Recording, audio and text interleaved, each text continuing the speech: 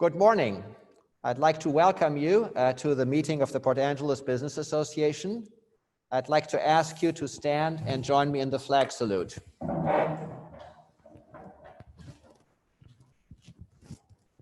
I pledge allegiance to the flag of the United States of America and to the republic for which it stands, one nation, under God, indivisible, with liberty and justice for all. Thank you. And I want to thank you for bearing with us as we are with a group of incredible volunteers continuing to work with the challenges of holding these meetings online and bringing you something with audio quality that you can understand. A few of you made suggestions last week how to improve them. I hope we took them on board and you will be able to hear us better this week. With this, I would like to turn the meeting over to Andrew May, who will moderate the second of our candidate forums this year. Thank you, President Kai. Ladies and gentlemen, members and guests, those who join us on Zoom, good morning and welcome to another beautiful day in Port Angeles. Today, we continue with our political debate forums and feature superior judge candidates. As you know, no one can turn on any news source right now and not listen to the nation discuss law and order and justice. So how does that play out in Clallam County? What are our issues? Let's find out as we introduce our two candidates and have them talk about law and order. First of all, we have with us the incumbent, the most honorable Judge Lorna Erickson. Yes, good morning, Your Honor. And if you want to take a moment to mic up so everybody can hear you, and thank you so much for coming.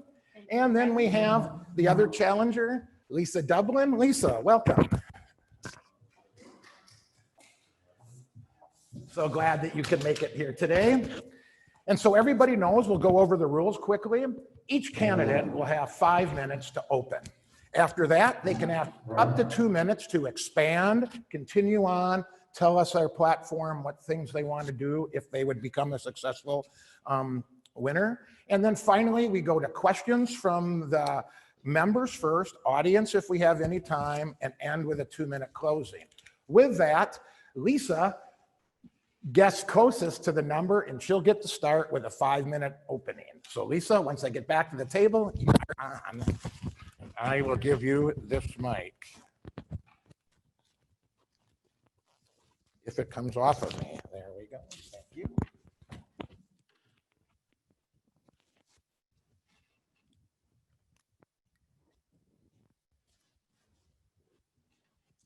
Testing. And if you would like, Lisa, your opening, please. Good morning. My name is Lisa Dublin, and I am running for Clallam County Superior Court Judge, Position 1. Thank you to the Port Angeles Business Association for the opportunity to talk about who I am, my professional background, my experience, and why I am running for this office. My professional background is diverse. I practiced employment litigation with the law firm of Jackson Lewis for approximately 4.5 years, and then with Seabrist Busto James for approximately 1.5 years after that. I have also practiced criminal defense, construction defect, and personal injury law, and served as in-house counsel to T-Mobile. I ran a small business, and I served as Judge Pro Tem, which is a non-permanent temporary judge in Issaquah Municipal Court and King County District Court. For the last 10 years, I have had the honor of serving Washingtonians full-time as an administrative law judge with the Washington State Office of Administrative Hearings, which is a mouthful and I refer to as OAH for short.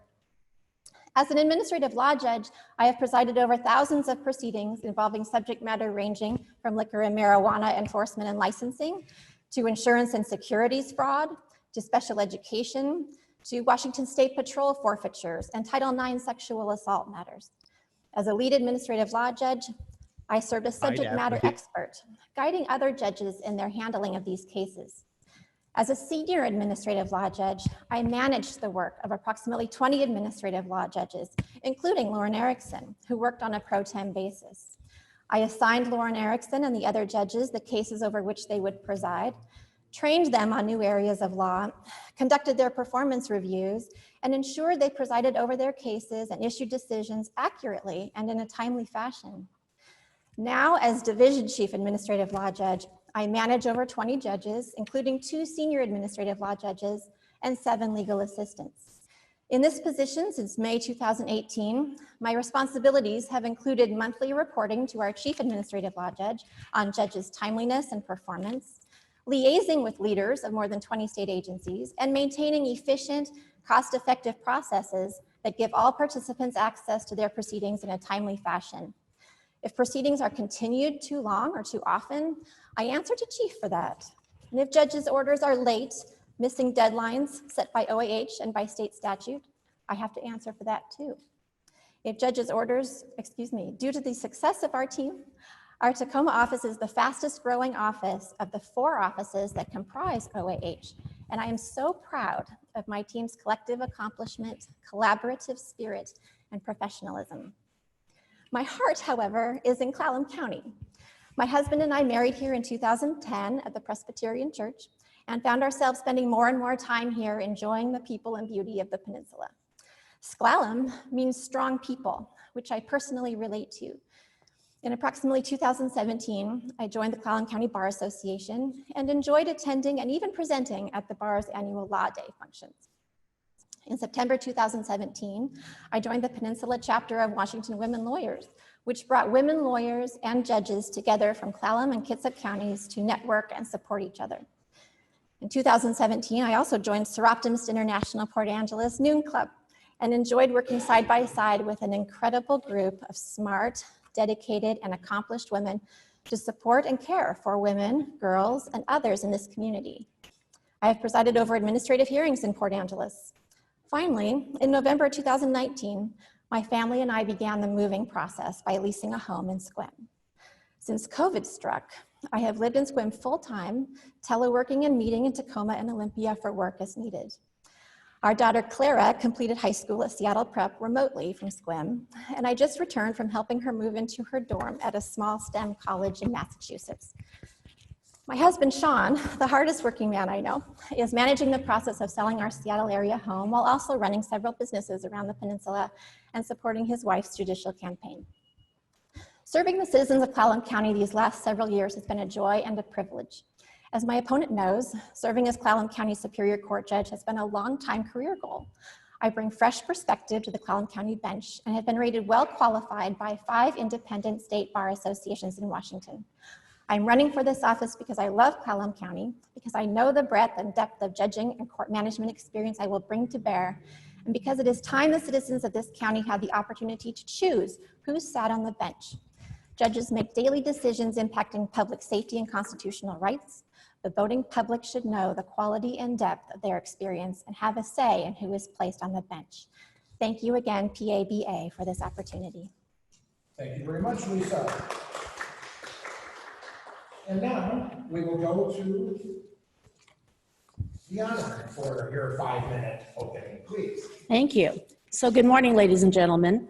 I am Clallam County Superior Court Judge Lauren Erickson. I am Clallam County's first female Superior Court Judge. Superior Court Judge is the most important legal job in the county. As a community, we want a Superior Court Judge who has earned our trust over a long period of time. The people of Clallam County have been able to observe my performance in Superior Court for 25 years and in many different roles. Before I became a judge in 2019, I worked in the Clallam County Prosecutor's Office for 12 years. After leaving the Prosecutor's Office, I did a number of things. I was asked to pro tem in Clallam County District Court Judge by former District Court Judge Rick Porter, and then asked to pro tem in Clallam County Superior Court. At various times, I have worked as the hearing examiner for Clallam County, the cities of Port Angeles and Sequim, the city of Bellevue, and Snohomish County, and I even did a stint pro temming in King County Superior Court. For 10 years, I worked in the Clallam County Superior Court representing indigent parents in the child welfare system. I also worked as an administrative law judge for 10 years. What I've brought to this position is an extensive background in criminal law. I have done over 50 felony jury trials. I have done everything from burglaries to serious assaults to sex offenses. But what I've also brought to this court is 10 years representing people who are at their worst because they've just had their children removed by CPS. Many are people with substance abuse disorders, mental health issues, or cognitive delays. I believe I do well in my job because I have experienced the challenges of prosecuting a case, meeting evidentiary standards, and proving each element of the crime beyond a reasonable doubt. But I also have the perspective of having represented people against the state. I understand how daunting that can be when the state has all the power, you have no money, may not be well educated, may not be able to read, or simply do not have the ability to comprehend how the legal system works. Over the last year, the court has worked hard to build upon the excellent foundation laid by the judges who came before us. We set up processes to keep the court running during the pandemic. Unlike some courts around the state, your Clallam County Superior Court never shut down.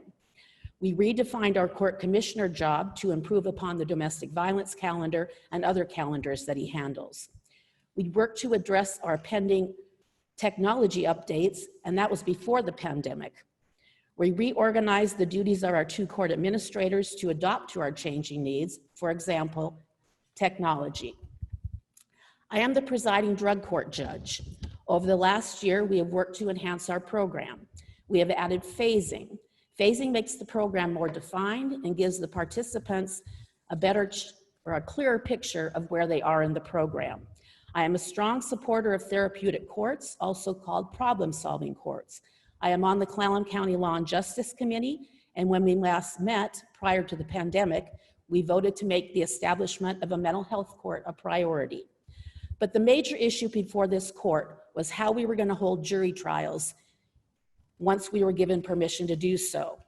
We worked very closely with the prosecutor's office, public defender, Clallam County Sheriff's Office to make sure we could hold jury trials and keep people safe.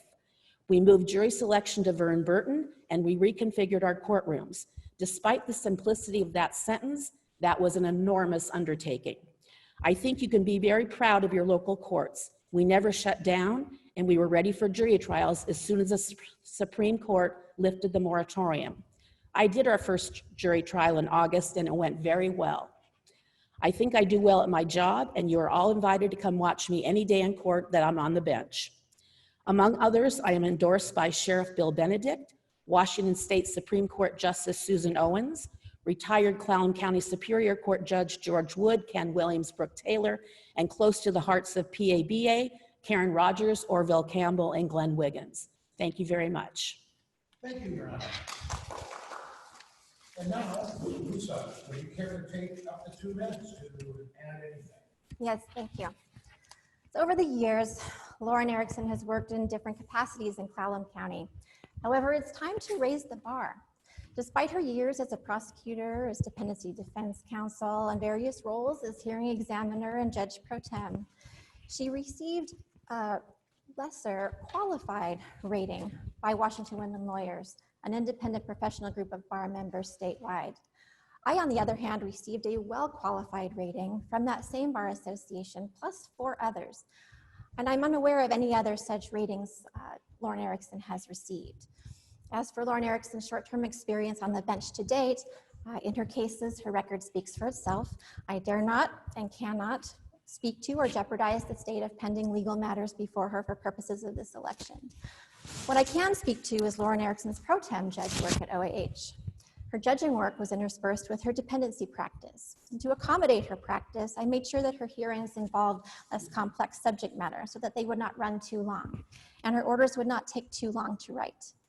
Because she lives in the Mill Creek area, I worked to ensure that any in-person hearings she conducted would be close to home so that she did not have to drive too far. When I decided to bring her on to the Department of Transportation's toll hearing caseload, I advised her on the applicable law, oriented her to the courtroom where the hearings took place, and sat with her showing her how to issue orders in the proprietary case management system. I also maintained periodic check-in meetings with her.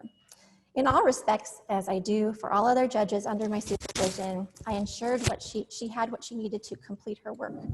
It is this same depth of understanding of the judging process as a whole, which enables me to constantly take on, master, and then teach new and existing law and judging processes for more than 20 diverse state agencies. I will raise the bar by bringing my professional experience to Clallam County Superior Court, including in my own court, dealing with COVID issues and pressing other matters as a result. Okay, thank you very much. And Your Honor, would you care to? Well, I take do. 2 minutes? You might guess I just might. So I started OH before Lisa, so it kind of amuses me when she talks about having training me. I started in August of 2009 and didn't even meet her until it's either 2016 or 17. By then, I was well into the Office of Administrative Hearings workload. It is true, she did train me on how to do traffic tickets at the Department of Transportation. They got tickets when they, messed up the toll. That is not the kind of work we do in Clallam County Superior Court. I find it astonishing that we should come here and say how she's going to raise the bar. I think what you people need to understand is administrative law judges are not constitutional judges. They are not members of the judiciary. When they run for office, they can refer to themselves as judges. What she is offering you is to bring the Olympia bureaucratic stuff here. She wants to, I don't know, I'm kind of confused by her literature talking about bringing her courtroom management experience. We have 6 employees, or 2 are part-time. The Washington Women Lawyers, well, first of all, these state bar associations, they're all from King County. They're specialty bars. They don't go and look at people. You go in front of them. You tell them what experience you have. They don't verify that. There's no way that Lisa Dublin is going to raise the bar. Ask anyone. Ask the lawyers around town. Ask the judges. Who is the more qualified candidate? Okay, thank you. And now we will go to questions where I get to ask most of these things. And the first question comes from the President, Kai. And this will start with you. Okay. Law and justice and indigent legal defense costs have been increasing a lot faster than inflation. What, if anything, could be done to bend that cost curve downward while still protecting the legal rights of citizens? Well, that's hard. I know the county commissioners are constantly in contract discussions with the Office of the Public Defender's Office, but actually the Office of Public Defender's Office sort of runs on a shoestring budget. I think they've done a very good job under the leadership of Harry Gasnick, not overspending. I mean, legal defense goes up, people's salaries go up, but about the only thing I think you could do, and we've looked into this, is coming up with certain contracts for expert services rather than paying them out individually. And that is something we're looking into, because that, of course, concerns us as well. I mean, the county budget is going to be difficult this year, although I think recently we've got some better news, but that's an important subject, and I think the county commissioners have looked into that. Lisa, same question. What do we do to bend the cost curve downward while still protecting the legal rights of citizens? Well, right now, as you all may be aware, the criminal justice, or the justice system itself in Clallam County is as a whole, is the most significant budget item in the county budget. It accounts for more than 50% of the county budget. The jail alone is over 10% of the county budget. So how do we reduce court costs? First, we take a serious look at continuances. Every time I've had to do so in my court. Every continuance means is more money spent, and it can be a problem. So if I am elected, I will be taking a hard look, as I do in my court, at continuances. Are they being issued for good cause reasons? How do we get cases heard, decisions made in an efficient fashion, which serves the parties as well as the budget? Another thing we can do is to actually implement that mental health court. The jail costs of mental health inmates, or inmates facing those issues, can be up to 2 times as much as a regular inmate by the time you factor in their medications and extra supervision they need in jail. So let's take a look at that. Let's see if we can implement that, because it's been approved. So that in itself could be a cost-saving measure. So efficiencies in court and see if we can get that mental health court going would be 2 huge ways we could potentially cut court costs. while still serving the residents of the county in an exceptional fashion. Anything to add, Your Honor? Well, I find it kind of interesting that all of a sudden now she's advocating a mental health court. And we've been trying to do this for a couple of years now. I think everyone knows under the leadership of Mark Nichols, this is something that's been trying to get going. It's not an easy thing to do. You just don't go, let's have a mental health court. You have to find out what kind of cases you're going to allow in mental health court. Is it going to be a diversionary program? And if it's going to be a diversionary program, what is the prosecutor's office going to allow? What kind of services we can provide? One of the reasons we haven't had one in Clallam County is that we don't have the services. So for instance, in drug court, what we do is we don't just have them, sign a contract and then we don't do anything for them. We have special court treatment act funds that we can use to get them housing. We can send them to treatment. How do we decide in mental health court when somebody's been treated? So these are all difficult issues, and I don't see how having a mental health court is going to save any money. I think the issue for mental health court is what we can do to help get the defendants back on board so that they're not out committing small, petty crimes. Okay. Any other opinions on the mental health court? Well, yes, so as division chief, administrative law judge, part of my job is working with budgets. We do at OAH have a finance director who actually crunches the numbers, but I receive the numbers and I have to make sure with 20 some different agencies that those judging services that we provide fall within that budget. And I am called to task not called to task, but I'm questioned if our judging services exceed that amount. So I have budgeting experience, but I also have project management experience and a mental health court and efficiency. That's a project. So I have led projects to develop new systems at my court. So for instance, there was new PFML legislation, the paid family and medical leave legislation that came out in 2018. And I was tasked with designing how we were going to find enough judges to cover that caseload, how are we going to find enough office space for hearing rooms. So it was a project, and projects require budgeting, they require training. Yes, our judges are going to need training on mental health, but there are resources out there that can train us.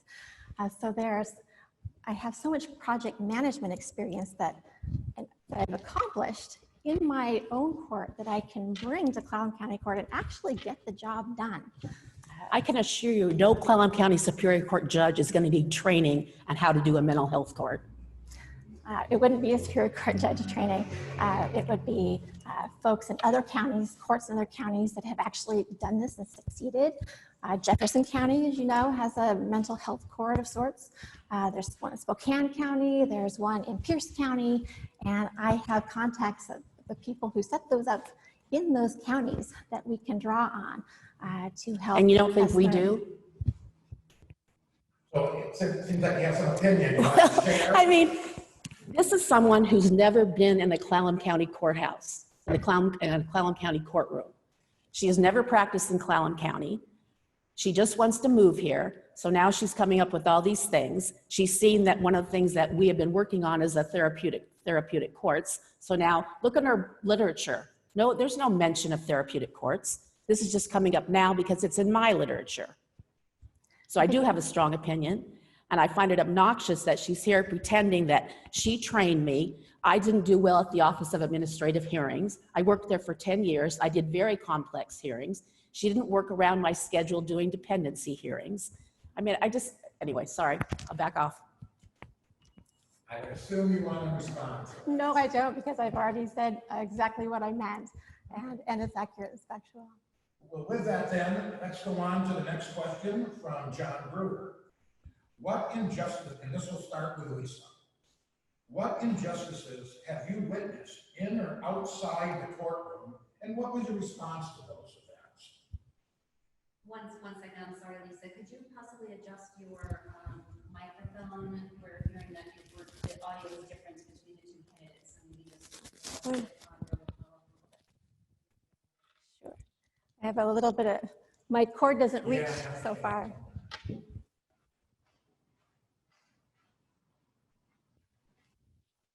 You want to bear with us a moment while we work out a little technical difficulty?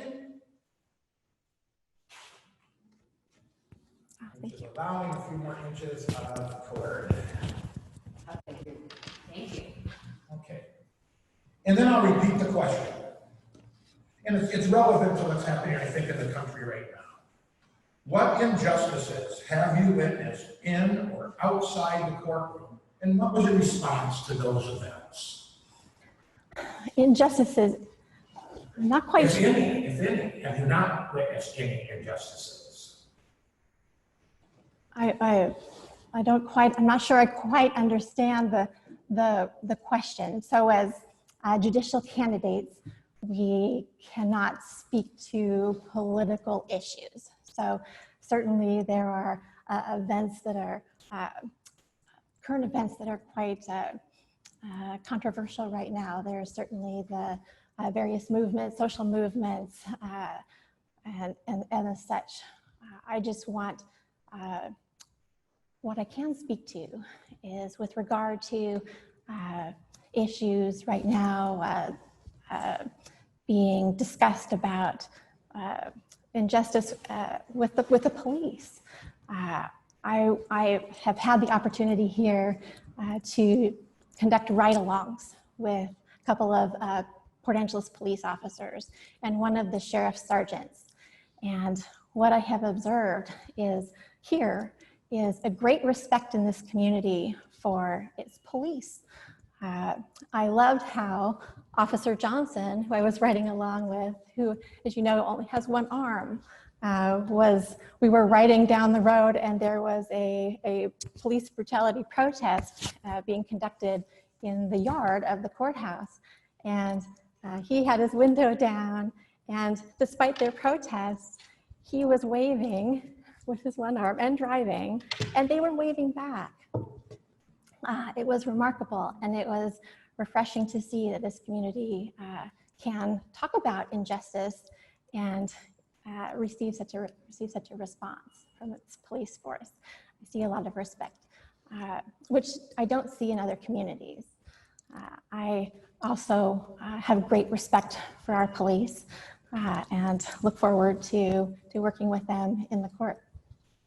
Okay, very good. Your Honor, injustices, witness attitudes on that? Well, I can't say I've necessarily witnessed any injustices. I would say, you know, we don't have very many Black people in Clallam County, but about 20 years ago, I did have a case where it was a Black man who was brought in on a DUI felony elude meaning that he was recklessly driving, not responding to a pursuing police vehicle. So he came into court, and it was just kind of interesting to me because I had charged him with felony elude and DUI, and then when he came to court for his first appearance, he said, well, he was kind of running away because he wasn't sure what was going to happen to him if he were arrested. And then he came up to court and said, but everybody was so nice to me. So I ended up dropping the felony elude because that told me this fear was really genuine. But I think in light of what's been happening around the country, you know, I've given this a lot of thought. And I think one thing we could do to maybe reduce some injustices or reduce the amount of police shootings is look into maybe putting a moratorium on traffic stops based on like broken headlights and that kind of thing. Because it seems a lot of these incidents start out small and then escalate. And I think if you can remember, several years ago, we stopped doing police pursuits when it wasn't a, like a extremely dangerous felon because we were getting so many accidents and stuff like that. So I think there's a lot of stuff we can do. I think Washington has a very good criminal justice system. We're based on a model where, you're a first crime, you have an offender score of 0, so your standard range is lower. And then if you get more convictions, then your standard range goes up. And I think that helps. We also have in Washington the Sentencing Reform Act that keeps all judges around the state within this standard range, so you don't get these wildly inconsistent results. And I think that's a good thing. But interestingly enough, there's been some of an effort to maybe change that, which I don't think is a very good idea. I think a lot of the injustices have really happened in the federal system. I just got done reading a book called The New Jim Crow, and the argument there is the war on drugs has been so impactful upon the African-American community that has essentially reduced it back to the era of Jim Crow. And the woman argues that if you really look at the statistics, up until really the 1980s, there wasn't a disproportionate amount of African Americans in incarceration. It really changed with the federal war on drugs. And so a lot of people are looking at things like that.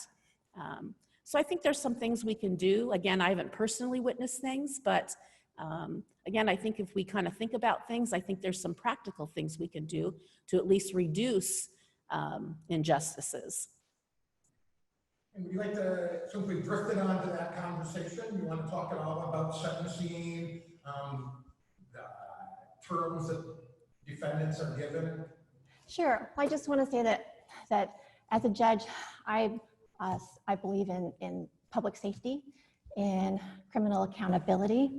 And although my judicial philosophy is one of rule of law and enforcing the laws as they are written, I also like to incorporate principles of restorative justice in there to make sure that there is a well-rounded resolution to crimes that have been committed, and that this community feels safe and it feels made whole,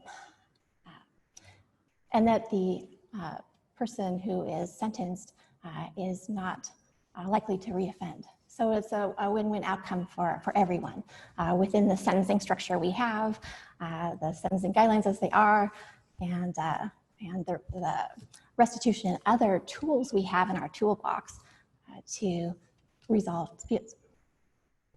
Okay. Anything else? No.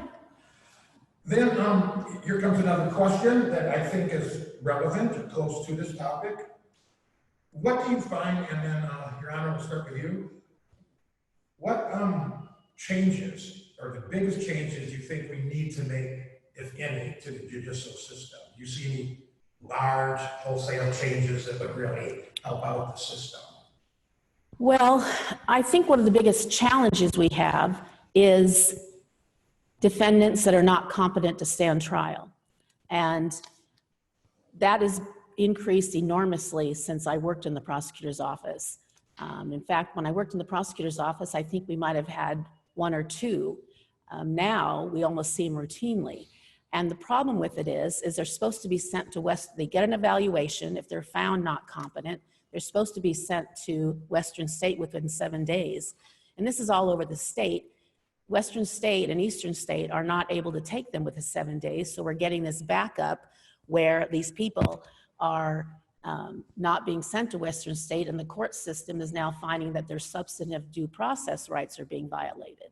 So I think that's one of the biggest issues that we can change. The judiciary in Washington State, I think, is excellent. I really do. I think all the judges I've met, they're all dedicated. None of it is partisan.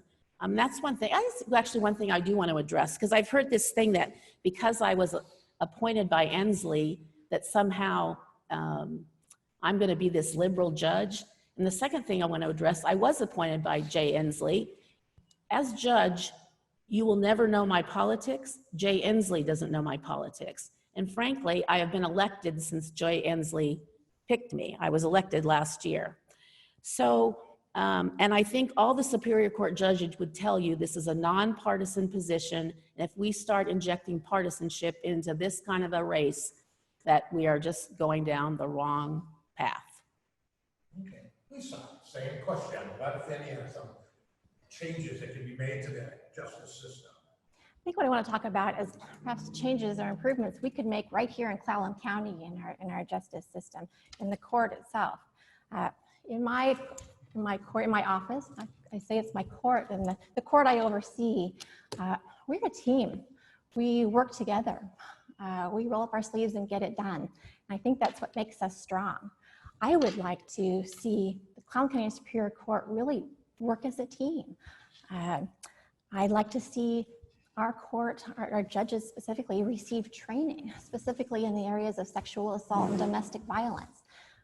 Certainly when at OAH, when I was implementing Washington State University's Title IX sexual assault appeal process, our judges went through training, at least a good day of it, on how to communicate with sexual assault victims, their thought process, how restorative justice principles. There was such great training that we all benefited from, and we have to continue with this training. I think our judges should have this training too. I'd like to look at order, civility, professionalism in the courtroom, respect for judges, respect for participants and between participants. These are improvements that I want to make and things I want to look at here at the local level. As for, and I wanted to, I know I'm doubling back on some points made, but they've been sticking with me. I want to clarify that with regard to the DOT toll process, hearing process, something that I trained Lauren Erickson on as an ALJ, it was not a traffic ticket. It wasn't a traffic ticket. That consists of when someone is traveling on in an HOV lane and is fined, and then their tolls, they don't pay their tolls. And so as a result, the fines increase over time. And these people come in with thousands of dollars of fines and fees that they've been assessed. And this goes for the Narrows Bridge, the HOV lanes, and the 520 floating bridge. So that's what that caseload was about. And it was, even though Lauren Erickson did precede me to OAH, she was at the Tacoma office at the time when I became a senior administrative law judge. And that's when I became her supervisor, which I was for the 2 years before she took the bench. She talked about specialty bars as well. The 5 well-qualifieds, she says they all came out of King County, when in actuality they don't. So the 5 bar associations that rated me as well-qualified the participants on those ratings teams, actually, Washington Women Lawyers, in fact, are state-based. So these are not out of King County at all. And so, and the appointment process that she just touched on. I'm so excited that there is actually a choice here for people this election time for Superior Court judge. In 2019, Judge Erickson was unopposed. And that's what happens so often with judicial appointments. It has a chilling effect on qualified candidates running against those incumbents. And so I'm very excited to be able to give the citizens of this county a choice.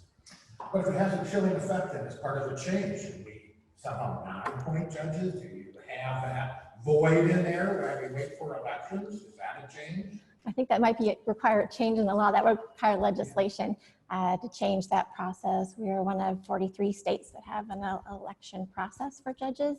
And over the last 5 judges on Clallam County were appointed.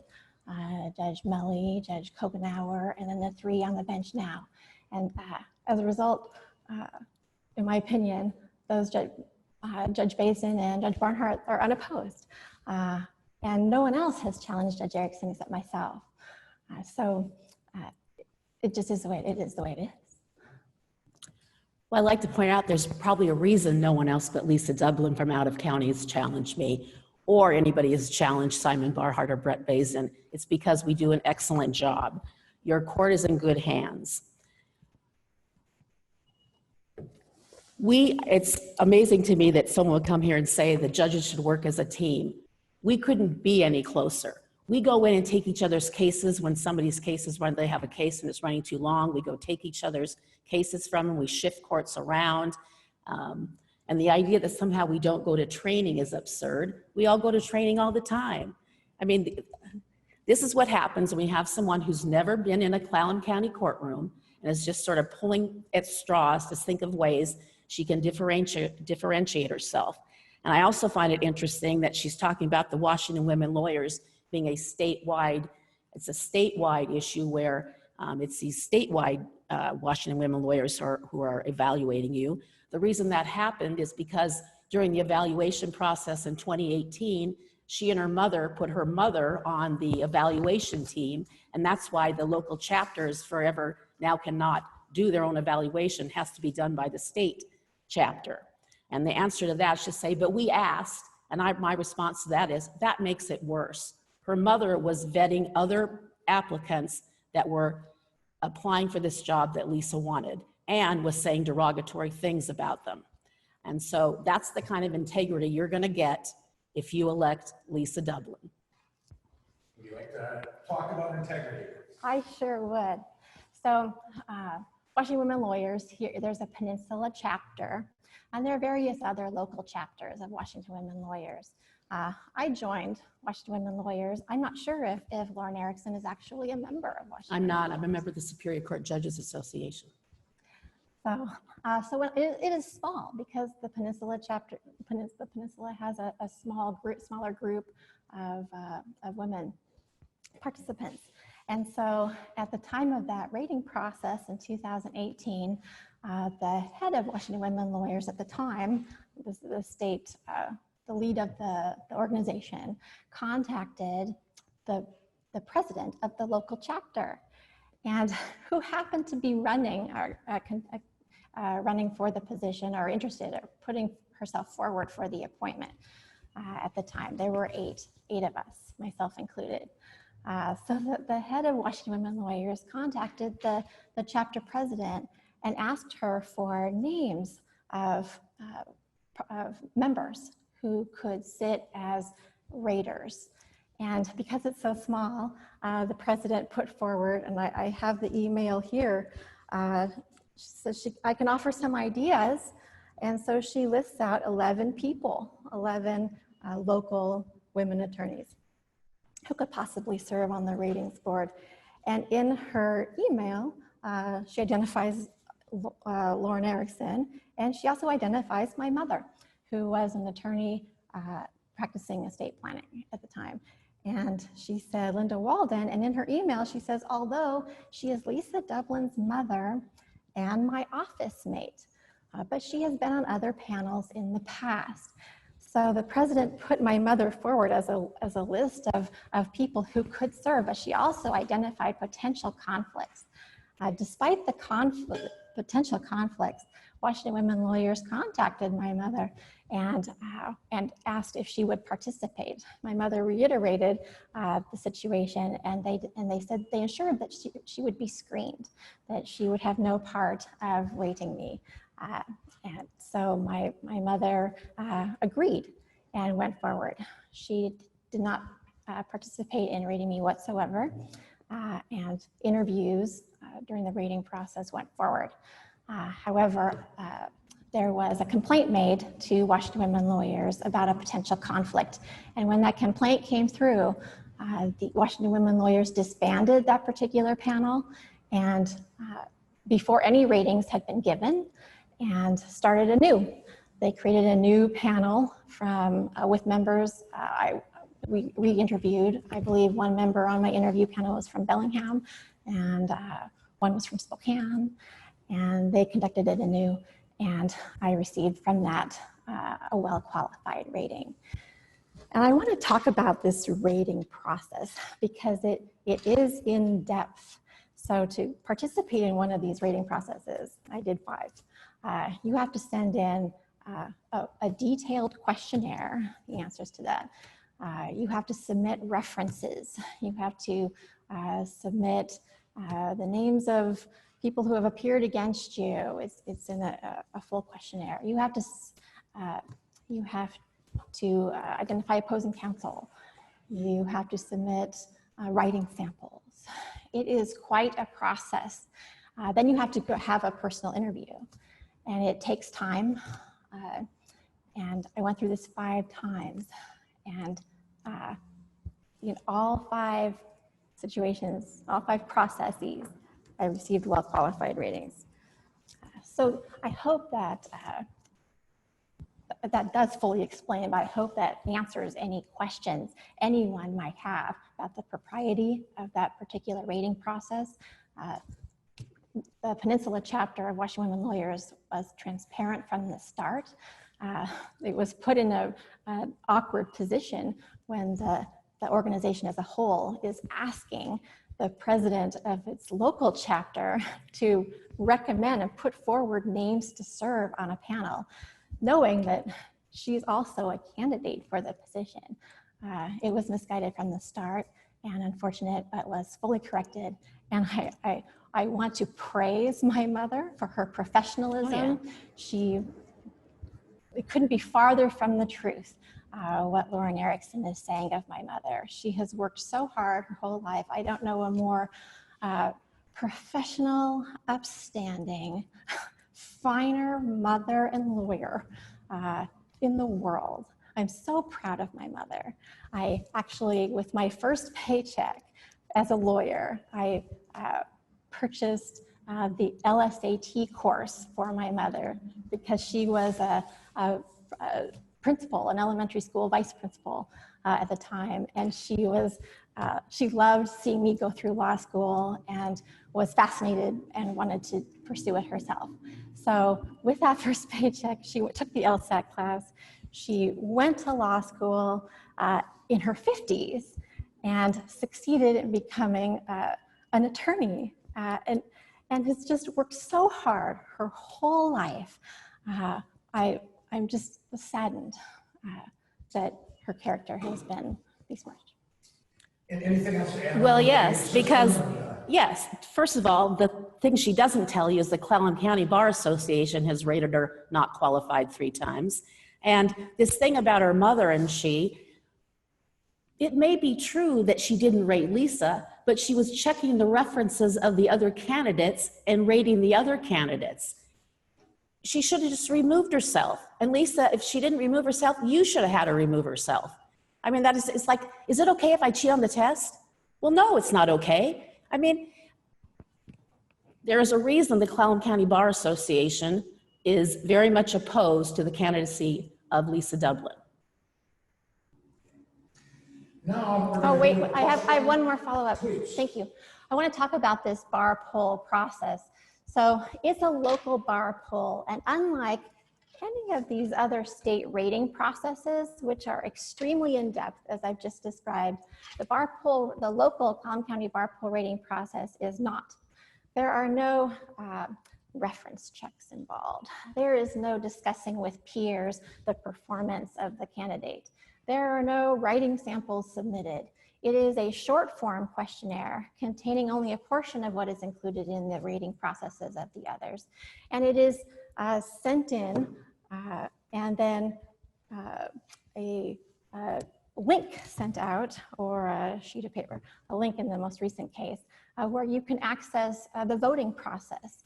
And then you vote on a scale of 1 to 4 or 1 to 5, and then the result comes back in this most recent case with a less than transparent result. There was a new result on this last poll, which placed me as less than qualified. So there was an unqualified category, a less than qualified result. Then it was qualified, well qualified, and maybe an exceptionally well qualified, I'm not sure. But I was 0.02% into the less than qualified result. And that was new, had not been voted on by the local bar association as an outcome. And I believe was designed to carry forward the local bar's internal age-old judge selection process, which when we talk about injustices, I would also like to address if I am on the bench. I have trained numerous judges to be judges. I've worked with law clerks, helped them learn about the judicial system. I have so much experience to offer that that local rating was just such an anomaly. Is there a good person network here in Clallam County that's helped self-select? A good what? I just heard Lisa maybe reference that there's some kind of system in play here in Clallam County that kind of helps perpetuate people into judgeship. Do you agree with that at all? No, I think everybody knows each other, and they've all practiced here for a long time. They know what people's experience is. They do send out a questionnaire where you have to talk about cases you've had, and they don't check references because it's not really an issue here. And then they vote on who they think is the most qualified. And what they do is they rate each candidate. And It's the way they've been doing it for a long time. I'm sorry Lisa doesn't like the way it's been done, but that's our Clallam County Bar Association. I mean, she joined it, so I think the system works well. All right, now I want to move on to a question from one of our esteemed members, very lawyerly. This comes from Lindsay on the council here in Port Angeles. Please bear with me while I read out his numbers. Could you please comment on this data? According to the Washington State Center for Court Research, between 2007 and 2011, here in Clallam County, Black youth were 1.5 times more likely than white youth to be arrested and 1.7 times more likely not to get a diversion agreement in court. So what he wants you to do is talk about these numbers and the disparity in what appears to be sentencing and colored defendants. Me first? Yes, I'm sorry. Well, so I don't do juvenile court, so I'm not familiar with this, but obviously if that's what's happening, that needs to be addressed. Diversion agreements, as far as I know, would never be assigned based on the color of your skin, but maybe it's just a function of other things that are happening, and we certainly won't tolerate that or do not want to tolerate that. And I really have no comment on it other than to say that doesn't work for our court system. Lisa. The court system, Lady Justice is blind. And so my judicial philosophy, as I stated before, is to apply the law as written, fairly and across the board to everyone, regardless of any special any characteristics such as national origin or race. I'm thankful for the numbers and for Lindsay's question, but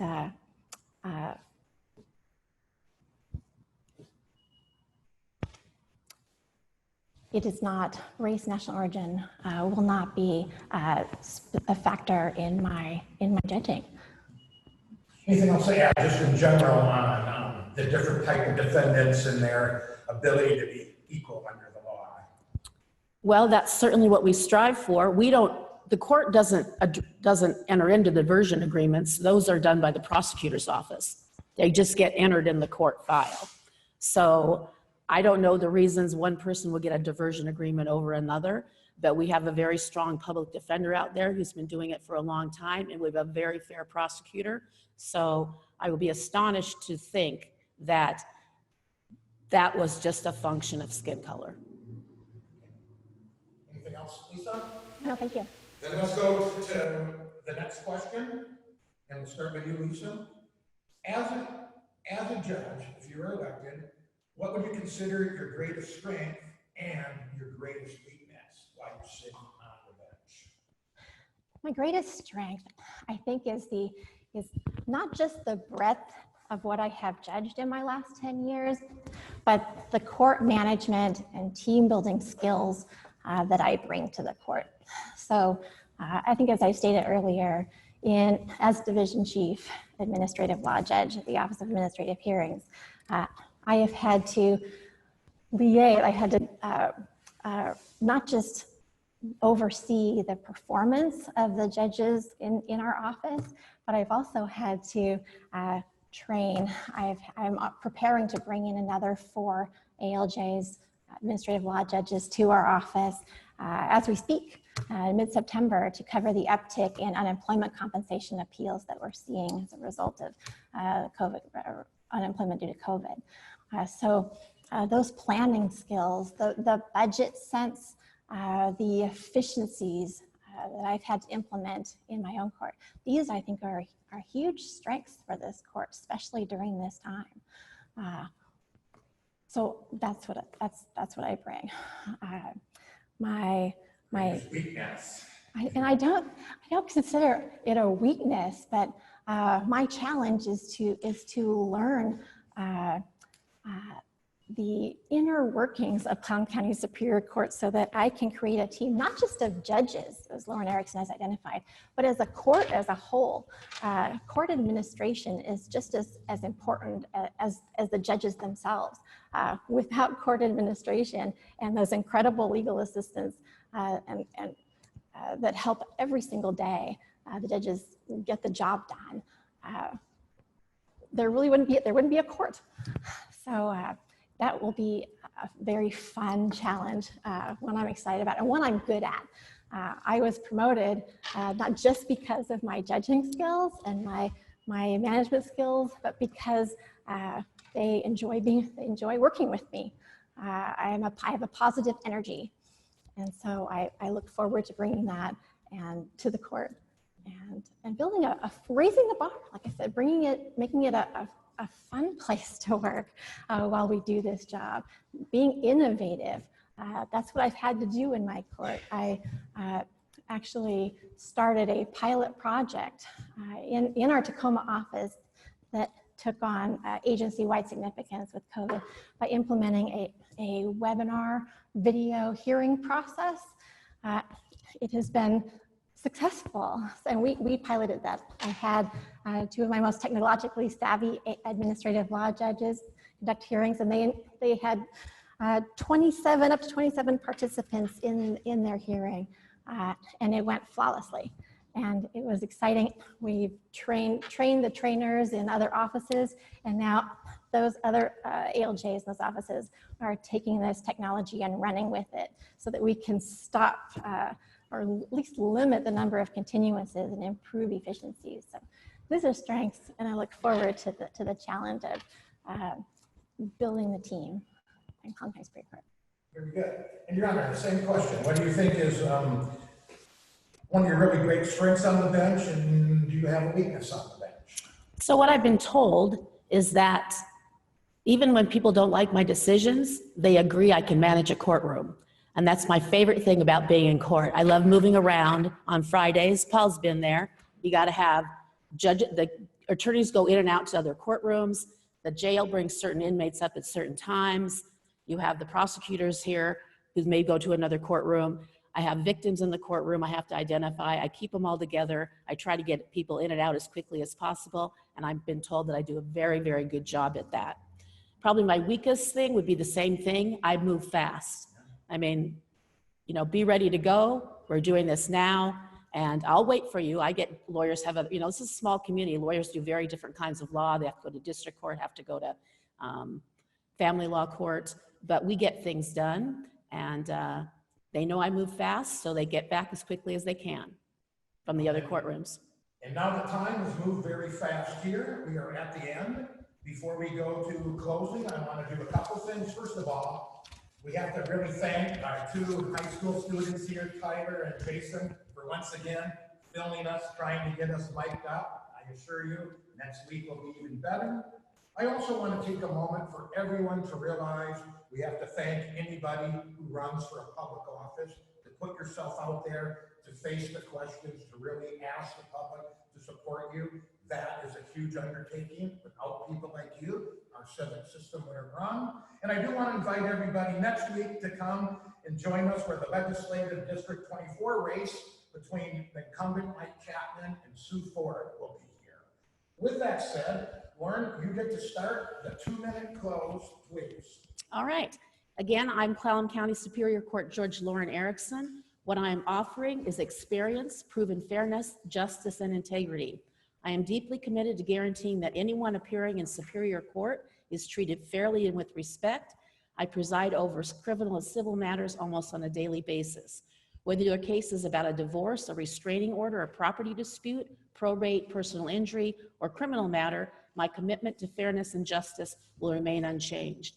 I am proud of my experience, service, and record, and I believe these give me a unique and valuable ability to continue ensuring justice for the citizens of Clallam County. There is a reason no Clallam County lawyer is running against me. Lisa is offering you a bureaucratic mess from Olympia.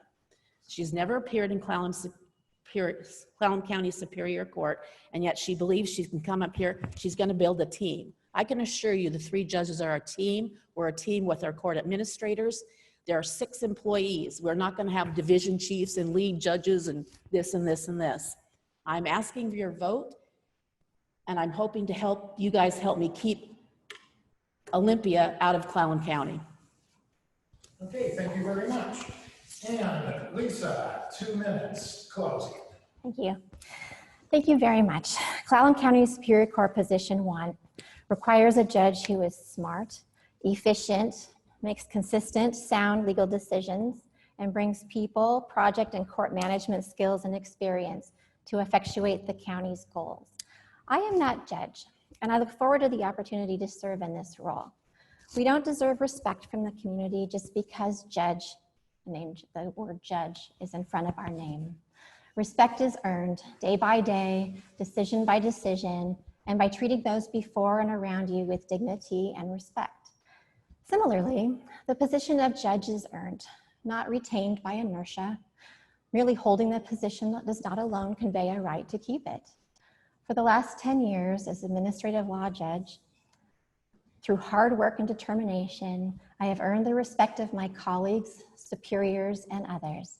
I have been promoted, and promoted again because of my effective leadership, competent management, and skilled judging ability over a significantly broad range of matters.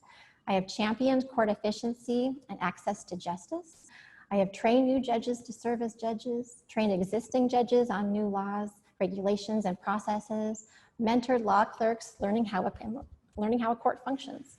I'm not at the beginning of my career, but nowhere near retirement. I believe that my work ethic, reliability, and consistently sound judgments have been the bedrock of my success. I have been rated by 5, not just 1, independent state bar associations as well qualified for the position of Clallam County Superior Court Judge. As such, I will bring fresh perspective, raise the bar, and work hard every day to earn your respect. My name is Lisa Dublin, and I ask for your vote for the position of Clallam County Superior Court Judge, Position 1. Thank you. Thank you, candidates. With that, I'll turn it over to our president quickly to close the meeting. Do you want to sit here again? No, please.